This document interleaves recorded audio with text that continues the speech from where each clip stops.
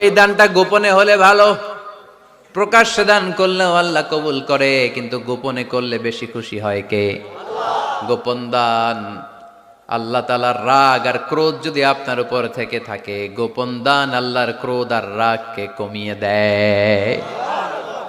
গোপন দান করলে আল্লাহ খুশি হয়ে যায়। আল্লাহর যদি কোনো রাগ, গোসা, ক্রোধ থাকে আপনার উপর, এটা কমে যাবে। 7 শ্রেণীর ব্যক্তিকে আল্লাহ তাআলা আরশের নিচে ছায়া দিবেন কিয়ামতের দিন, যেদিন সে ছায়া ছাড়া আর কোনো ছায়া থাকবে না। এর মধ্যে 1 শ্রেণীর ব্যক্তি, রজুলুন তাসাদ্দাকা বিসাদাকা ফাআখফাহা হাত্তা লা তা'লামু শিমালুহু মা তুনফিকু ইয়ামিনুহু। 1 শ্রেণীর ব্যক্তি, 7 শ্রেণীর মধ্যে 1 শ্রেণীর ব্যক্তি যারা আরশের নিচে ছায়া পাবে, যে ব্যক্তি গোপনে দান করে। কত গোপনে? ডান হাত কি দিছে, বাম হাত টের পায় নাই। তার মানে অনেক গোপনে দান করেছে। এই গোপনে দান করলে